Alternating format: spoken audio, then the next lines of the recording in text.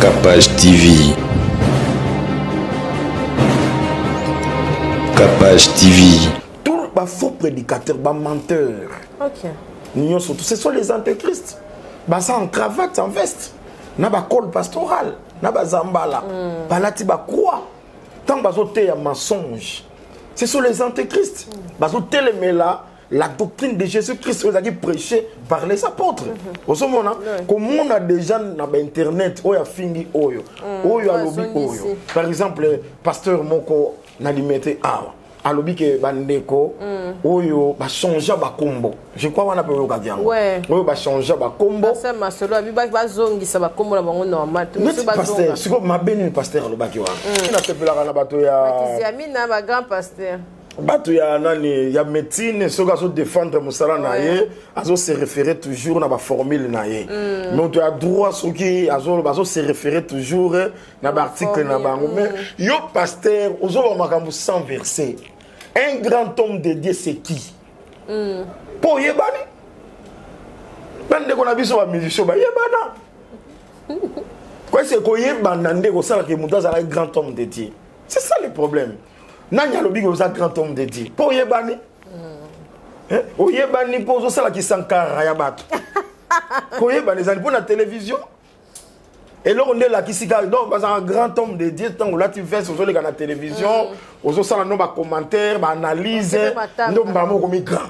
Pe ndongo kendaki matanga bazuyo. Donc, migrant, mais personne qui a enveloppe pour migrant. Dernièrement, on a habité ce qui a né, ça va 3 ans, 4 ans passés. Autoté à Kaka. Moi, on a vendu. Il y a Zoté.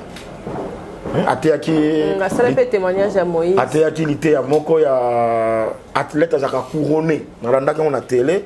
Na mona ngi ba bois ka ba mbongo na podium. Ngi mo kuta sengi ke bozwa aosenga cameraman, bozwa image yo na ko memelongo ba frère ya France. OK. Donc namona ki betel mon colonne ezongi prédication na habite sur les gars même 30 minutes donc azongi si betel na 30 minutes na image ya betel ya scène et doctrine.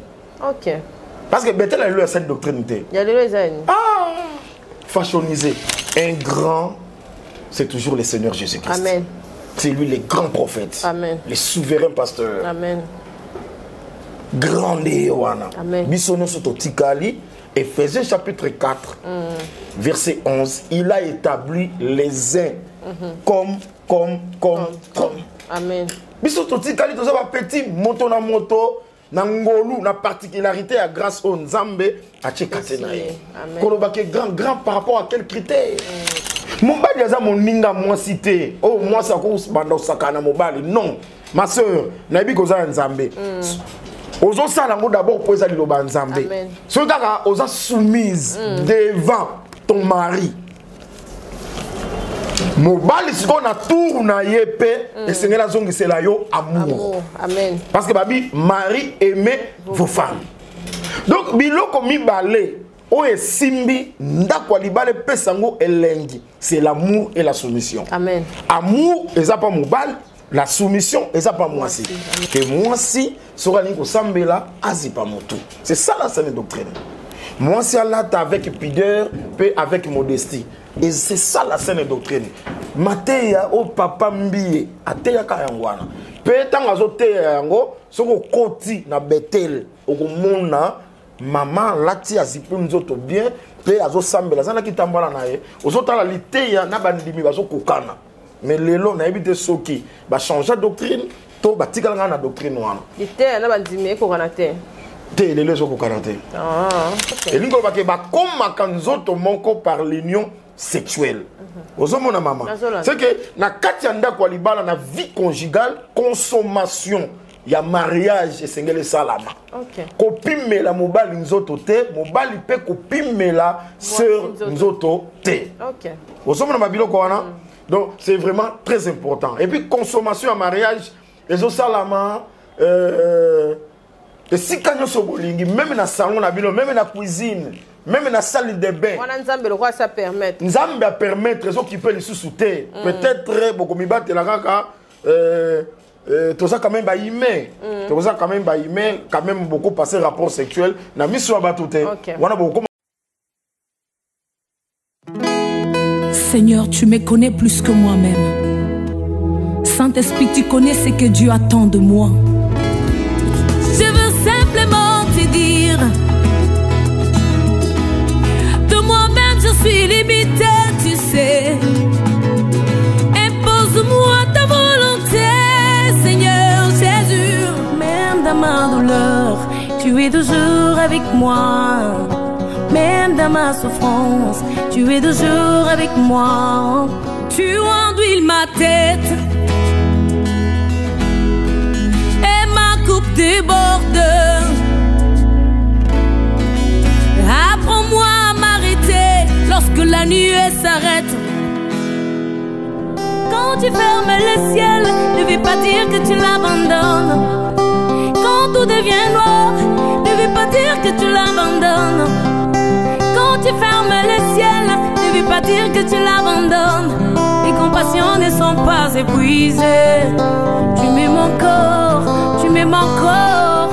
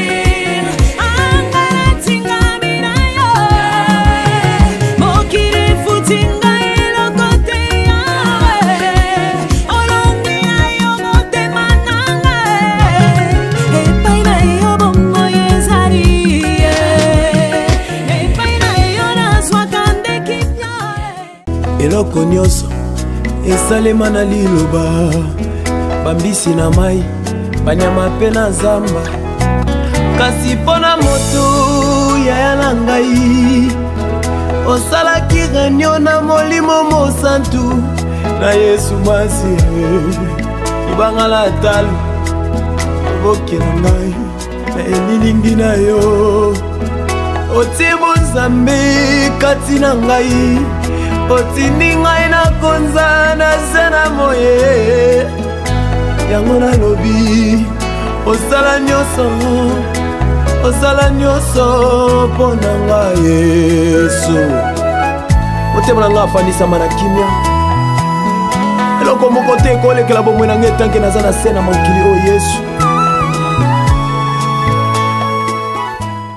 na bao nyonso balandaka biso na Kapage Télévision. Merci na mabota, merci na ba église nyonso balandaka chaîne oyo, ba pasteur ebele basambelaka mpo na nga, ba mama ebele bazalaka pena na confiance ebele na chaîne oyo ezali parce que tozali kati na nkolo et puis tozali kosala makambo oyo ezali kosepelisa mokili te mais ezali kosepelisa nzambe. Merci na ba oyo nyonso bazolanda biso, merci na ba partenaire nyonso bazana biso baotya biso maboko po chaîne oyo bozomona tozala ba différents plateaux tozala kati ya koaménager tozobongisa ba erreur ezali mais quand même tozala confiance ya batu ebele oyo bapesaka biso et puis grâce na nzambe oyo azali numéro 1 ya ba partenaire nyonso po partenaire ya mokili akolemba mais nzambe alembaka bana na ete. Merci na ba oyo nyonso bazali na biso elongo, merci na partenaire na biso pe papa Emmanuel Tumba, pasteur Emmanuel Tumba ya Assemblée de Saint de Kingasani aza awa na biso tokomeka partager po ye zara sujet par sujet place to suka ki wana ya vie conjugale li conjugale yango de toko continuer parce que toza basé sur le mariage. Merci, bienvenue papa et puis merci na considération na plateau na biso na Kapage Télévision. Merci, merci, sœur Cynthia. Vraiment, qu'on l'a pas de Kapage TV. Amen. Beaucoup de liboso. Nous avons bien fondé la bonne porte. Après, on l'a appelé fidèle abonné sur Kapage TV. Nous avons besoin de bangoter de partout ici. Amen. Merci papa. Et Libala, est-ce que Moutou Azalaka na erreur soki ya balité to âge oyo ya libala ezalaka approprié to pasteur oyo azokamba église fo azala kaka motu azali na kati ya libala to azali marié. Bon, apôtre Paul abi nazo souhaiter que ba jeune babala. OK. D'abord âge babi ba jeune babala kana ko pakate. Apôtre ndem dabi nazo souhaiter que ba jeune babala. Et puis libala ezali pour éviter l'impudicité. OK. Déjà tango bali et ezo batela yo na impudicité parce que vous avez un risque mingi sur balité au cours de l'impudicité. Déjà tango nzamba comme impudique ou comme les gens ont un problème dans Nzambe parce que les impudiques vont hériter le royaume. Pasteur a un rôle pour encadrer les fidèles naïe, ils ont la mibali, ils ont la basi. Donc à quoi peut qu'on souhaiter n'engi apôtre pour la souhaiter qui est ba jeune bobala à quoi peut qu'on souhaiter na bananaye ou ya monde que si ba koki baza na maturité baza ba responsable pe azo sala mo musala parce que eloko wana photos mais qu'un peu qu'on souligner encore s'il vous plaît pasteur problème ezali pasteur frère aza na foi ya koluka musala po ya kobala. OK. Babala kana foi te nalingi batu balandanga malamu elingi koloba nini yo osengage na sere moza musala te onayebi kaka nzamba kosunga pasteur bino pe belé bozo tsabiso na yango moni ke na biki ba pasteur tokeba bozo bali sa bato belé na mangomba po comme il ya kokimi bwaka soki yo zo ba ko tozo bali sa kutu zande penda ke ba fiancé à 10 ans 15 ans pour la nini frère azali na mbongo te ona kobala par la foi te frère azali na foi ya koluka mbongo. OK. Hein aluka na mbongo comme responsable parce que moi sur relié ça est écriture est clair que ba posa ya moi si et comme même pas mon bali. Amen. Les londe ba doit renverser makambo mais nzambe ndenga saki na likanisa saki ke mobali ndaza chef. Amen. Mobali ndaza responsable yenda uzwa moi si en charge. OK. Mais les autres ont un gaillard zéro, donc à ce moment moi c'est dans son arrêt. Donc on est ça, les candidat nzambe, les candidat nzambe ça qui est mobile, il faut être responsable. OK. Au ce moment là, le Coran. Donc il faut tout keba, na milongolité na tchena kati. Frère to kondima ya bala, ça quand même frère tout ce monde à venir ça qui toko, tout ce monde a pris kazo sala musala. Makambo na zo peut-être ba to kanisa na juango wapi. Nzambe tango sala ki Adam liboso, après ça qui musala alors bi oko garder jardin pe oko cultiver yango. Donc ti Eva zoya akuta Adam aza cultivateur. Aza pe gardien ya jardin. Et puis akuta Adam na ba bien parce que nzamba pesa ki Adam les arbres banzete nyonso abi zongo comme nourriture. Donc Eva zo okuta déjà mobali moko azana ya kolia azana sika ko vanda pe azana musala. Babiloko wana ya par la foi toti kangono zana na foi ke nzamba ko pambola yo tango ko mona foi na we komi réalité nde o s'engager tout ça et ça pour na éviter que ba fiançailles moko élastique possible message déjà na fiancé boye bani ba famille ba yebana bozela kaka d'autres tango 15 ans 10 ans 18 ans est-ce que bosumu kité parce que ba fiancé ba yebana nzoto te. Vous assurez que dans 15 ans, on a beaucoup de maté. C'est ça. Donc, c'est un peu ça. OK, merci. Parlons d'abord un peu de l'actualité. Papa Emmanuel Toumba. En tout cas, pasteur, tout le monde qui moi, bilo comme sous l'équipe qui na internet, entre ma pasteur. Tu es bien qu'ils allaient à Yakobombaté, bah ça n'a jamais belé, bah ça dit que ça est la peine à sous bah pagano bah qui au salati. Tout le monde ils allaient temps de la fin, ton n'engeni, c'est non. Oui, oui. Ezali bilembo, bilembo parce que dans 1 Jean chapitre 2 verset 18, apôtre Jean dit que vous avez appris qu'un antichrist vient. Maintenant, il y a plusieurs antichrists. Maintenant. Si vous avez dit que est-ce que c'est important bien que ça actualité, dans mon verset, mon bimelingawa, sorry. Ah, est-ce que vous avez un sourire mingi, hein? Somo. L'ité à Kanda Bikende, Ota Kosambela, qu'on a l'Assemblée des Saints. Et Afrique du Sud, Basori. Vraiment, Rodriguez Yongo. Oyamba, Sœur Cynthia. Vraiment. Bête tour dans la maison présidentielle na Pretoria. Vraiment. Et ça, la bien ma casse. Vraiment. Nazana 1 Jean. 1 Jean. Oui, 1 Jean chapitre 2, verset 18. 1 Jean chapitre 2, verset 18. Verset 1 Jean 2, 18. Ah, ok. Balobi boye, natangi na komo na Yesu Christo. Petits enfants, c'est la dernière ère. Comme vous avez appris qu'un antichrist vient, il y a maintenant plusieurs antichrists. Par là, nous connaissons que c'est la dernière ère. Donc, tu as appris que comme la dernière ère, tant qu'on a plusieurs antichrists. Okay. C'est que l'antichrist a zali motel mais le Christ. Tout les faux prédicateurs, les menteurs. Okay. Ce sont les antichrists. Ça en cravate, en veste. Na ba col pastoral, na ba zambala, balati ba croix. Tant bazo te ya mensonge. Ce sont les antichrists. Bazo te là. La doctrine de Jésus-Christ vous a dit prêcher par les apôtres. Comme on a des gens sur internet, oya fingi oyo, oyo alobi oyo. Par exemple, pasteur Moko na limité awa. Alobi ke bandeko oyo ba changer ba kombo. Je crois on a pas eu l'occasion. Ouais. Oyo ba changer ba kombo. Ça ma solo abi ba zongisa ba kombo na bango normal. Tout ça ba zonga. C'est comme ma béni pasteur alobaki wana. Pasteur alobi ma bête. Si vous avez un pasteur Ndumba, vous pasteur Rolbani, tika Ndumba. Si vous avez un faux document, vous avez un pasteur Osani.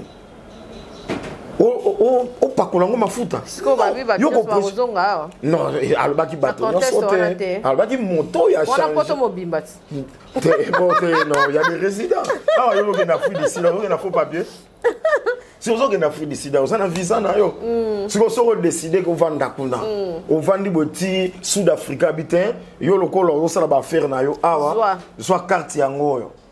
Vous avez la légalité, vous avez un problème. Vous avez un problème. Vous avez quelqu'un qui légalisé. C'est ce que vous avez la repentance. Si vous avez un pasteur à table, on est mon ninga na pasteur. Aïe, peut-être vous comprenez qui pasteur m'a bêté. Yes, vous allez profiter de la baise. Que a récupérer batino sur toi poto ba ko mayaye si ko na ko kosaka na ko terre ba ngom mensonge c'est que do batika la na ba faux papier batika na illégalité na bi pasteur Marcelo yemo faut batala pe mukanda batala yebe so asumuki maman yebe so triple te omoni Samson oh tourisme Samson tangwa boma lion miel ebima yemo kona na guta yango. Si ma papa n'est maman n'étant baillé à l'ISP bango. Donc avant lieu ça va te sous miel. Yo mongo faut goûter miel wana. Donc l'été ya yo mongo non faut bando sale lango pour bato mususu même Marcelo so qui peut na ba voyage naé à voyager illégalement. Parole na pe kangi et ko qui peut que au pour ça Marcelo. Oso mona tane ba ko swala ngai lo sala inga passe un pasteur mutatei quand même pour bato ba bongo la motema. Mais après tout, ça fraude. C'est que bateau ne se fait pas un diplôme dans bango ya fraude ba ke ozongi c'est pas bande ba classe. Mais ça bon. Et ça bon, on a un diplôme d'été dans la combo na yoté. Et ça ba musu ba voyager. Te ba diplôme na combo on a tricherie. Qu'est-ce qu'il y a moi toujours bat? Nzambe asunga biso. Nzambe asunga biso ba faiblesse ezali. Et l'on est toujours na mabe côté les mélalité ya. Et là ko bongisa biso nde lité ya. Si ko soki ba déformer lité ya to bonga ndeni. Il faut lité za la kaka vérité. Pour vérité wana e bongisa biso un jour to longwa na kati ya ba faiblesse wana. Est-ce que moto attendre ko Marcelo alobakite na conscience na yo. OK na poto na na ni elongia moto mususu bazoka mukanda batindi kuna yo mo ebinga osalaka lokwa mundela yeba kabiso bien te à confondre babilongi mais kombo zaki ya yoto quel petit kuno vandi na kombo des années de na conscience na yo il faut zela kaka passer Marcelo aya côté ya po bongo na conscience na yo yeba kite ko vana na faute siko yo ya ko finga pasteur na ebiete na mona rega na musika tamusu ba okaza ke tamusu doza na copote biso soutenir la vérité siko yo ya lo bande ke po olakisa moto hamburger ape hamburger ezali yo olakisa moto nini olakisa moto nini ape mituka ezali nzambe asali ke poto évoluer nzambe epe asali ke afrique ezala na se il y a toujours les hauts et les bas ndenge ciel ezali ndenge terre ezali tout ça c'est Dieu ozomona problème ezali kaka ke tozala na molongo na nzambe ekozala malamu donc pasteur batika koswana na kati ya batélévision eza mpenza propreté ezolakisa mpenza ke tokomi na dernière ère bapasteur ezalaka position na position to degré na degré parce que tomonaki matanga ya papa Emmanuel Mbia mais tomoni ka bapasteur oyo biso toyebi ke bango nde baza bapasteur ya minene vraiment d'abord pasteur ya monene ezalaka nani oyo tomoni wana pasteur minene nayoki pasteur Soni bapasteur minene nayoki yango to nazoki yango même pas monoko ya prophète moko grand pasteur biso ba grand pasteur dozalaki wana Moïse akomi grand déjà grand homme de Dieu nani na Bible omoni ntango mpe pasteur ozoloba omoni nasepelaka na bato ya Amina ba grand pasteur bato ya nani ya médecine soki azo défendre mosala na ye azo se référer toujours na ba formule na ye mais to ya droit soki azo se référer toujours na ba article na bango mais yo pasteur ozo makambo sans verset un grand homme de Dieu c'est qui po yebani bande ko na biso ba musicien ba yebana quoi c'est ko yebana ndeko sala ke mutu azala grand homme de Dieu c'est ça le problème. Nanya lobi ko za grand homme de Dieu. Po yebani. O yebani po zo sala ki sankara ya bato. Ko yebani za pour la télévision. Et là on est là qui sika donc un grand homme de Dieu tant là tu fais sur les la télévision, ozo sala no ba commentaire, ba analyse, ndo mbamo ko migrant. Pe ndongo ke naki matanga bazuyo, ndo ko migrant be ba pesa ki enveloppe ko migrant. Non. Mara manzambe za bongote. Mara manzambe za bongote. Un grand, c'est toujours le Seigneur Jésus-Christ. Amen. C'est lui le grand prophète. Amen. Le souverain pasteur. Amen. Grand Léoana. Amen. Bisono Sototikali, Éphésiens chapitre 4, verset 11. Il a établi les uns comme. Amen. Bisototikali, tout ça va petit, moto na moto. Nangolu na particularité à grâce au Nzambe à Tchekatenaï. Kolobake grand par rapport à quel critère? Beaucoup mis ba grand na critère nini. Nani a commis si bino ba grand. Na Bible les a caté un grand homme de Dieu. Balobake Pierre a grand homme de Dieu. Et ça a caté oh Paul a grand homme de Dieu. Et ça a caté. Et ça ba langage moko batuna yango de lelo. Oyo Nzambe azomona un grand et pas Nzambe na miso Nzambe eza moto azo respecter la parole azo banga Nzambe caméra ezala dans une église monene to ya moke mais so azo banga Nzambe et pas ya liboso Nzambe aza grand. Amen. Ndenge Jean-Baptiste azaki grand vraiment moto Nzambe pasteur Emmanuel Tumba évangéliste pasteur bon évangéliste rappelé non oui na évangéliste pour combiner pasteur na évangéliste t'es oui, na kosa la œuvre d'un évangéliste, problème mon exact, mais la grâce je suis un pasteur. OK. Merci en tout cas pasteur Emmanuel. Est-ce que témoignage na yo pour na papa Emmanuel Mbi.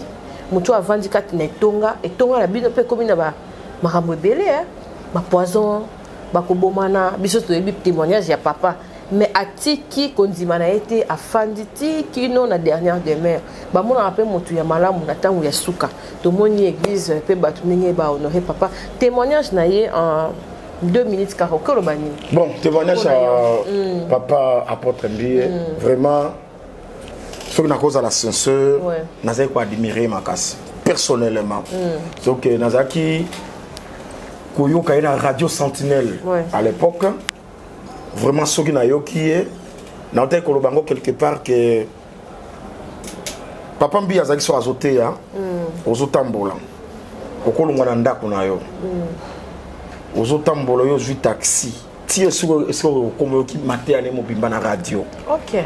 Na sens nini ezalaki oya fungoli radio yo za kinoazite tozaki ko fungola radio moi to tchang libanda ba oh bache ba voisin en face bache ba o koto bache ba donc on a presque venu mobimba ba fungoli radio Sentinelle on a qui ça ça ezali ko samela solo donc ba fungoli donc ndengo zo bima on zo yoka o continue taxi o kuti pe yango donc asali musala na ye natikali komona ete na bapolémique ya lelo natikali komona ete asambela moto abimisa motu pese natikali komona ye ete donc atikali kaka na saine doctrine un papa azo prêcher na douceur avec maturité mais avec une onction bato bazo bongola mitema bato bazolela dernièrement on habite soki anene ko ça va 3 ans 4 ans passé auto te ya kaka mwana na avandi wana ya zoteya ateyaki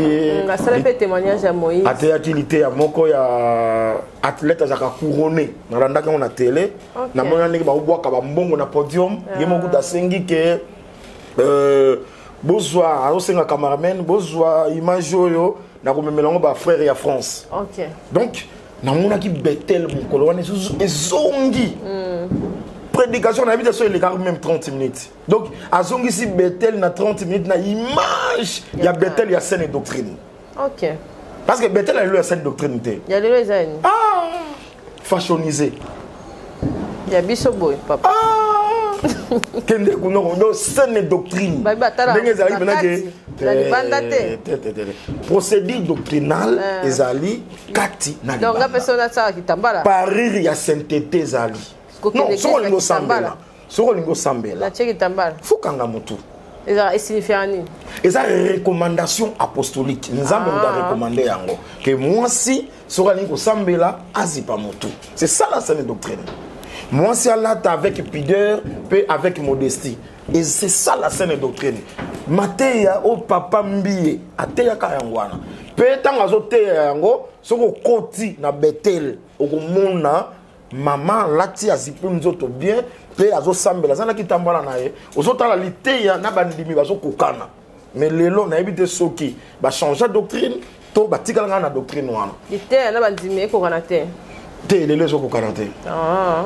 Ou bien soit balongola lité ya wana to comprendre rapete ndenge ni ekoma bongo to comprendre raté naza muto abetel était nazolo ba oyo eza vérité. OK, merci en tout cas eza opinion ya papa Emmanuel. En tout cas merci na basali na nzambe pe batonyo so bazona ndabiso to koti siko na vivre sujet na biso wana eza kaka photo ye ba pe évolution moto na nzambe vie conjugale. OK, na tango nini ezalaka important tant au moutouazana libala et puis tant on y a des avantages et pourquoi c'est pour les meilleurs et pour les pires et bimaraka beaucoup de ceux qui s'arabient sauter pour les meilleurs point barre. OK, merci maman. Des questions non. OK, na répondre en na bandibo nazali na 1 Corinthiens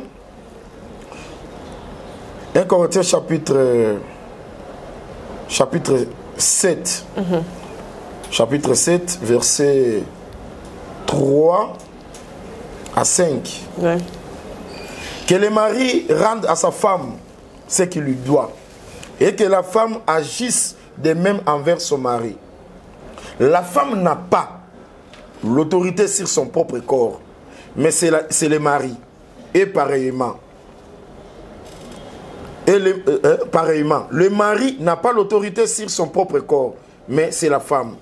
Ne vous privez point l'un à l'autre, si ce n'est d'un commun accord pour un temps, afin de vaquer à la prière. Puis retourner ensemble, de peur que Satan ne vous tente par votre incontinence.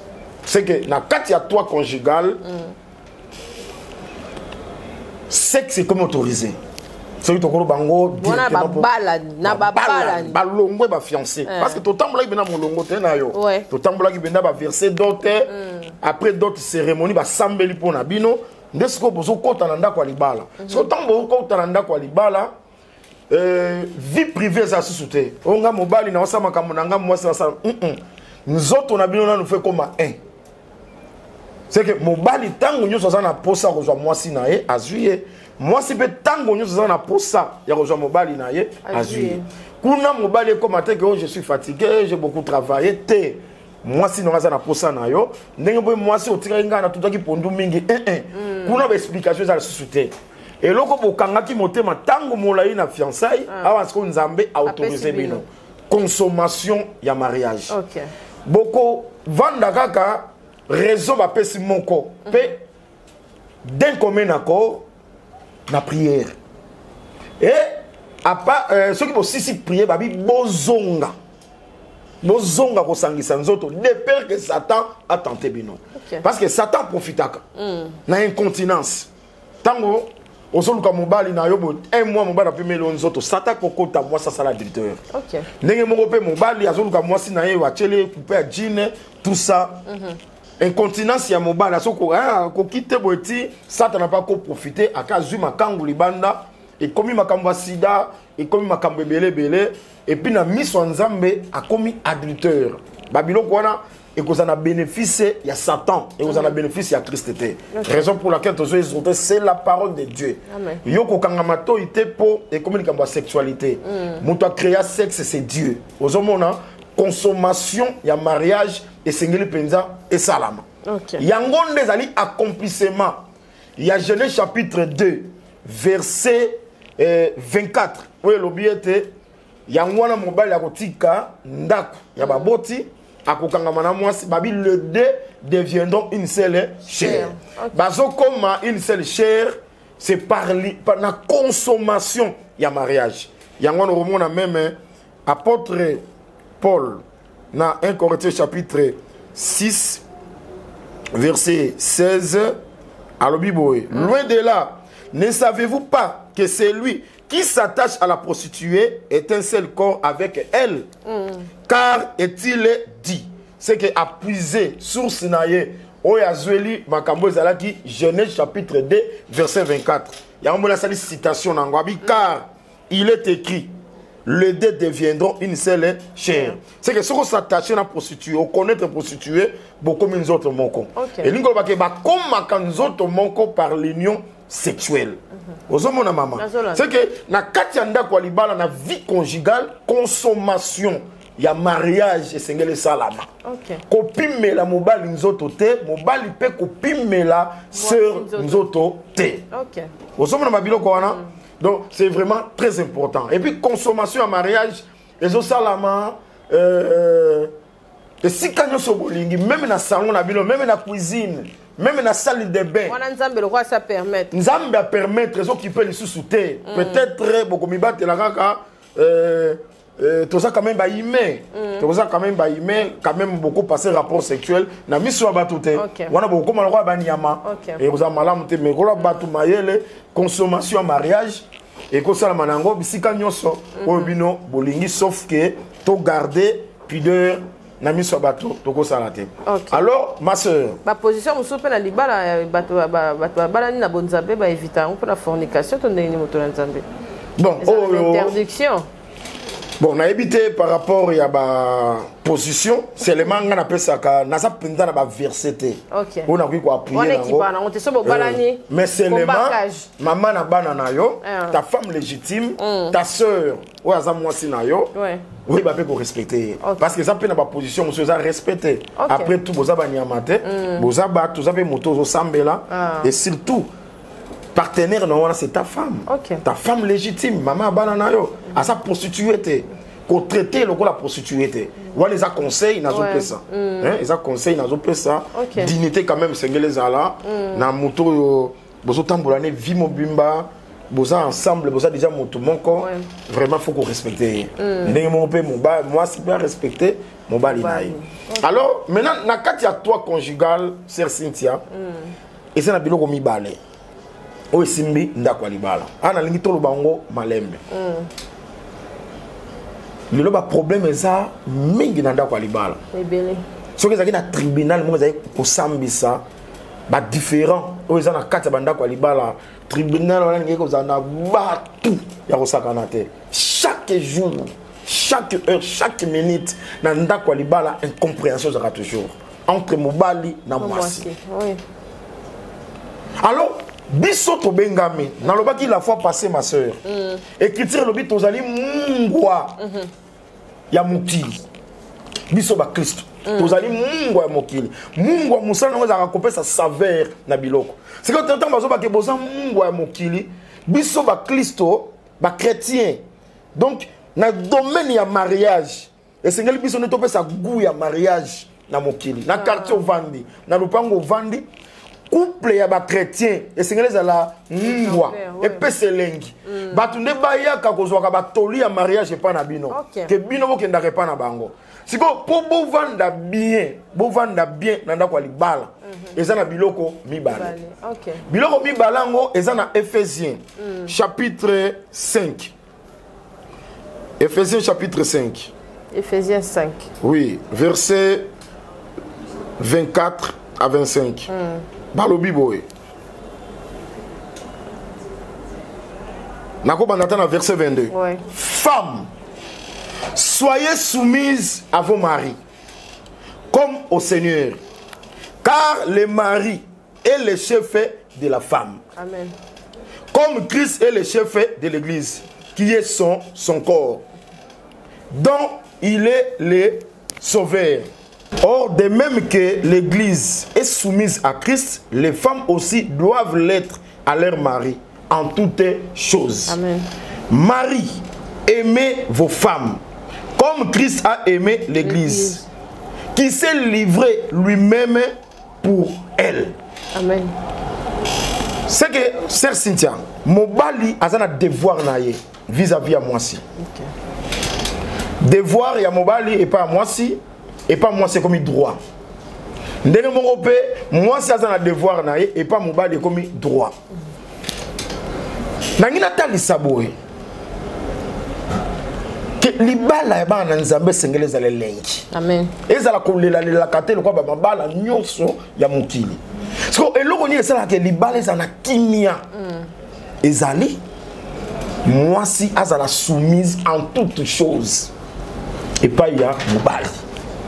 Et puis dans la position nzamba azali ko placer mobali na kati ya vie conjugale azo placer kazali chef ya mwasi. OK. Donc na bana kotalisa ke ma sœur mobali azaka moninga noté. Les autres difficultés dans la na kati ya mariage eza ke mwasi azozo mobali moninga na ye. Soki des autres mobali moninga na yo et si ka bozo ça na problème na ndako libala ngwana. OK. Yo zoka ke mobali aza chef. Ma sœur, est-ce que vous savez que moi, si face a toujours l'équipe et pas mobile. Et pas mobile. Je crois que tu l'as gangot. Adam a créé le premier, Ève ensuite. Abraham, Azara Mukolo Sarah. Et car il y a âge, je crois 10 ans. OK. Donc, mon bel innocent nous chef, nous avons placé. Et puis, Azara Mukolo na yo. Est-ce que âge ya mobali na oso ba chene bubima na molongo ya libumwa mama yoko oser ko sakana na ye na libumwa mama ndenge na ordre na bino ndenge bobotama jusqu'au âge ya mobali non tant mususu écart entre yo mwasi na mobali na yo bana misatu to 4 ba kozala wana est-ce que oko sakana na ye ne ko sakana na mobali pourquoi komaka muto ya bimisi mbongo anyo kwami abali apesi au valeur yoko muko zoye moninga d'abord on a combo papier nzamba bike le mari et le chef. OK. Pe chef wana za mukolo na yo ozo devoir et obéissance soumission sengeleza la pe babi soumission en toutes choses. Mobali aza moninga moi cité oh moi ça ko banda sakana mobali non ma sœur na bi kozala nzambe ozo sala ngo d'abord pour ça liloba nzambe so kaka oza soumise devant ton mari mobali siko na tour na yepe et sengela zongisela yo amour. Amen. Parce que babi mari aimez vos femmes. Donc biloko mibale o esimbi ndako libale pesango elengi c'est l'amour et la soumission. Amen. Amour eza pas mobile. La soumission, et ça pas moi si. So quand mobile lingi moi si na ye. Akoza eloko liboso, élément liboso akoza la fidèle. Amen. Ko lingana no yangwana. Muto monga ko batike na lingaka moi si nanga za chérie nanga, mazo zwele ba mbanda libanda. Ça ce n'est pas l'amour. L'infidélité. Galates chapitre 5 verset 22. Galates chapitre 5 verset 22 et le Bible. Mais les fruits de l'esprit, c'est l'amour, la joie, la paix, la patience, la bonté, la bénignité, la fidélité.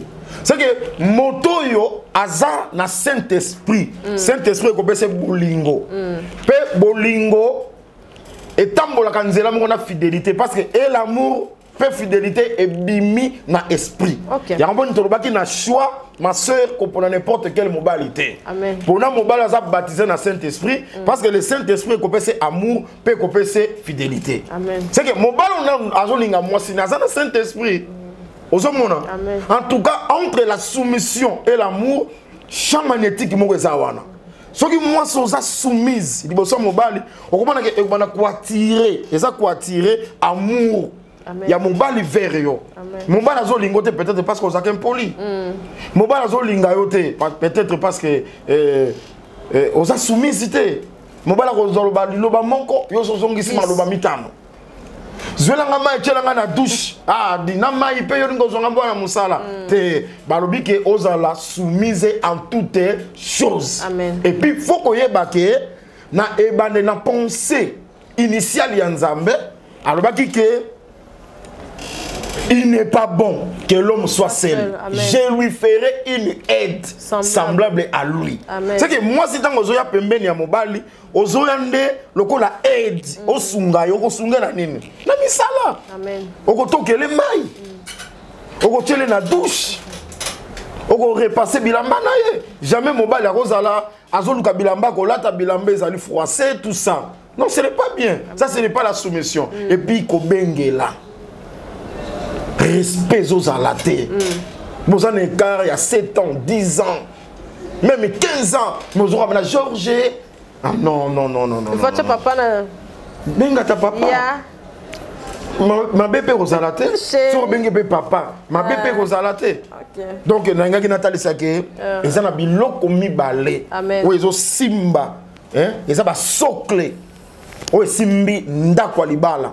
Vraiment, les exhortations. Amen. Mon frère, ma soeur, c'est aux Holandanga. Amen. Nabi ki boza déjà nanda kwa libala. Peut-être que tu n'as pas biso si tu balana ki awa na vendre la gabana. Surtout ça. Beaucoup qui ko réparer parce que c'est la parole de Dieu. Amen. Frère, linga, moi c'est au Kanzamba peso yewana. Mosu azate yewana kaka boza déjà na bana mine, bana mitano.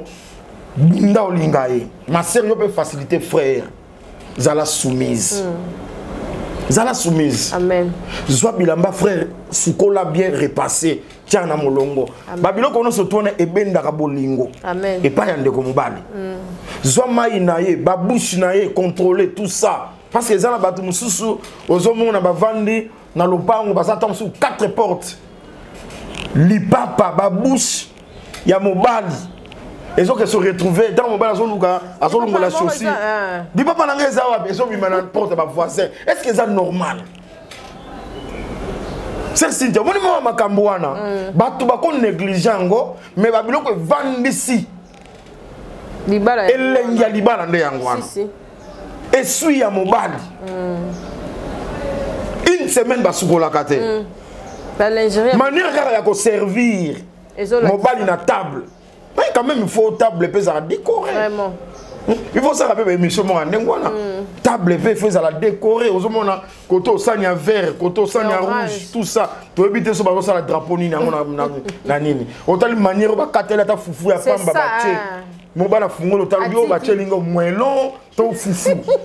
À quel malewa? Non, il faut quand même ba notion wana ezala. Si ko tanga okende quelque part. Balokinga. Parce que maintenant foufou on a décorer nenge ba katel au talibo peso à petit. Manière ba seli mon sac peso à petit. Satan a profité. Na makambo wana. Amen. Surtout ba o ya poto na yebiso ke lokola ba liaka na mbongo abana. Ah, ba mona papa lokote. Donc mobali azana tina te.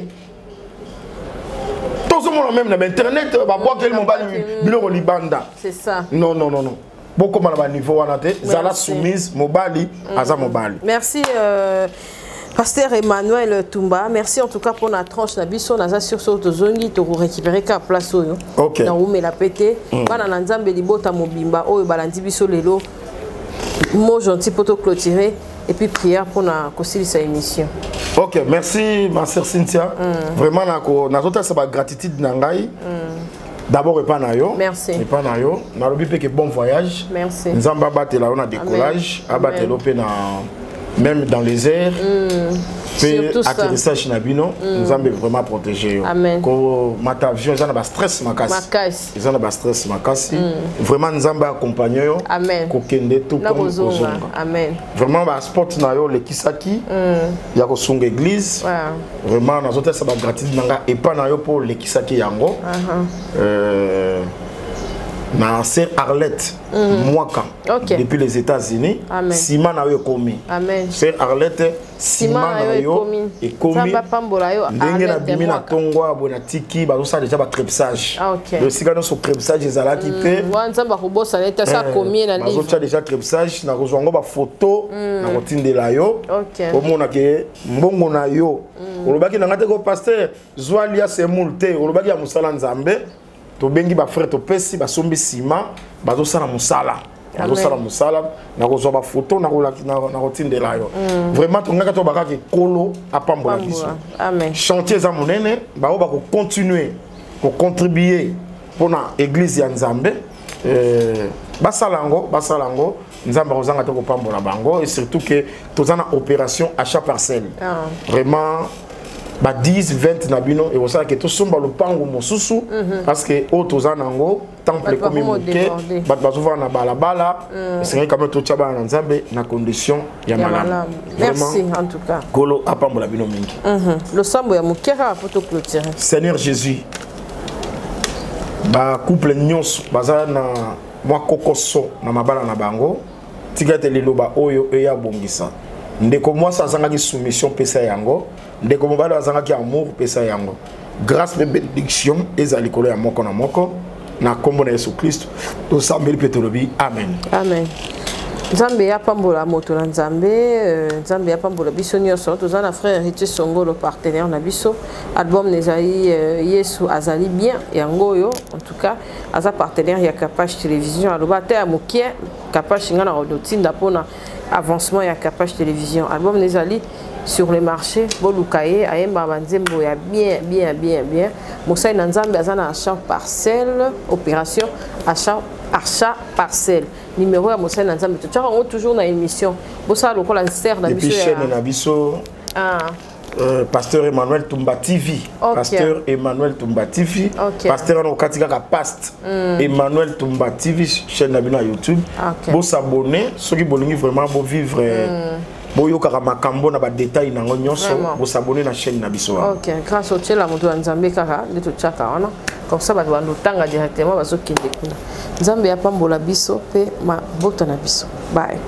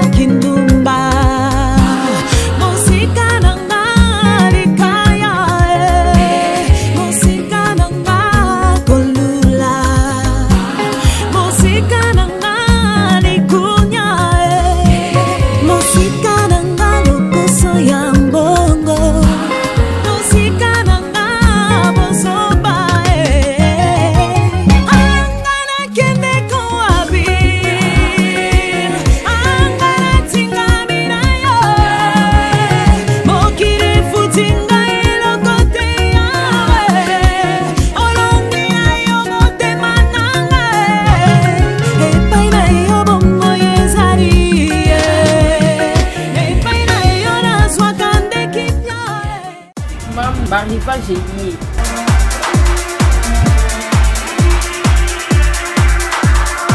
Maman Zala Bopedo, moi la paix Azala la Bopedo la vie. Touro est 2021, ba âge mignon sur la main lié. Ba basket, ba sondage, des zéro à qui. Pour ça on a le bango, boya. Ah on a mam mignon sur Ezali.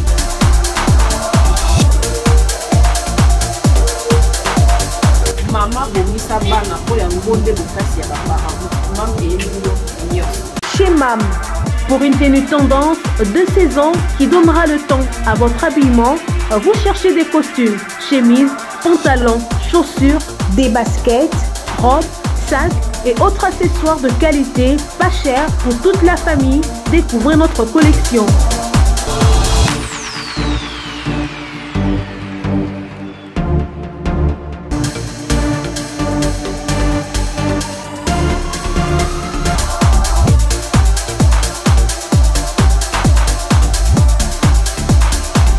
Notre adresse, avenue Kassavoubou, à Rekwado dans la commune de Ngaliema. Pour tout contact, appelez-nous au +243 81 07 58 832. +243 99 99 25 124. Capage TV. Capage TV.